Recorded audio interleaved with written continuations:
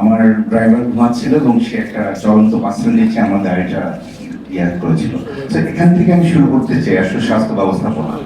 সেটা হলো আমি কেন ঢাকা আসতে হলো, কারণ বরিশালে সেই স্বাস্থ্য ব্যবস্থাপনা ছিল না। আমাকে সেভ করে এবং আমাকে ভালো করে আমার বাসায় পৌঁছে দেওয়ার মতো অবস্থা ছিল না। ঠিক এই অবস্থাটাই সারা বাংলাদেশে বিরাজমান।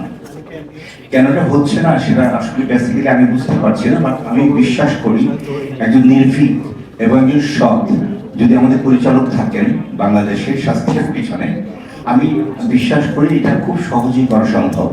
আমি চাই বাংলাদেশের প্রত্যেকটা বিভাগীয় শহরে একটা এভার কেয়ার হাসপাতাল হোক।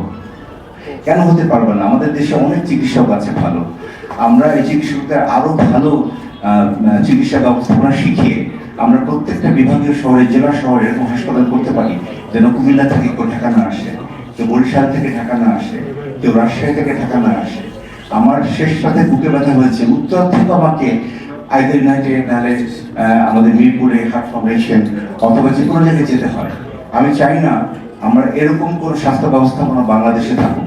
এটা আমার সাজেশন, আসলে বেসিক্যালি আমার মন থেকে আমি চাই। আমি ডেপুটি ডাইরেক্টর হাসপাতাল হয়েছি হলো 20 অগস্ট, যখন আমাদের হাসপাতাল থেকে সমস্ত ম্যানেজমেন্ট বোর্ড পালিয়ে গেল, সমস্ত ডাইরেক্টর চলে গেল, আমাকে সবাই জোর করে বললো যে ডাক্তার শাকিল তুমি এখানে, আমার নিকনেম শাকিল খালিদ মাহমুদ, আমাকে জোর করে সবাই বাধ্য করলো যে তুমি কিছুদিনের জন্য হলে থাকো, নাহলে হাসপাতালটা নষ্ট হয়ে যাবে।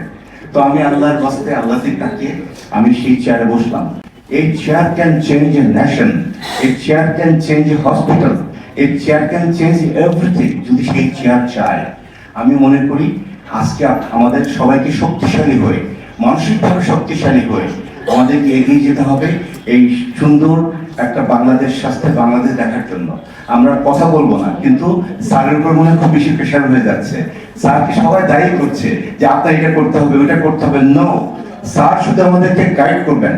আমরা মানসিকভাবে সৎ হতে চাই, আমরা মানসিকভাবে নির্ভীক হতে চাই, আমরা মানুষের জন্য দৌড়াতে চাই, দাঁড়াতে চাই। আমি যেহেতু একটা শিশু সার্জন, আমি সবসময় চেষ্টা করি একটা বাচ্চাকে কোলে নিয়ে আদর করতে। তখন বাচ্চার পাশে যে মাটা থাকে, বাবার থাকে, তখন তার রিয়াসিওর হয় যে না, আমার বাচ্চার চিকিৎসা এখানে সফলভাবে হবে। আমি আশা করবো যে আজকে এই প্রোগ্রামের মাধ্যমে বাংলাদেশের সবাই যেন জানে যে আমরা সুস্বাস্থ্য বাংলাদেশ, আমরা যে কমিটি, আমি কিন্তু সুস্বাস্থ্য বাংলাদেশের একজন কোর মেম্বার, এবং সেই হিসাবে আমি সবার অনুরোধ করছি, বিশেষ করে আমাদের যে সংবাদকর্মীরা আছেন তারা হলেন বাংলাদেশের আই অফ দ্য নেশন। আপনাদের মাধ্যমে বাংলাদেশ সত্যটা জানবে।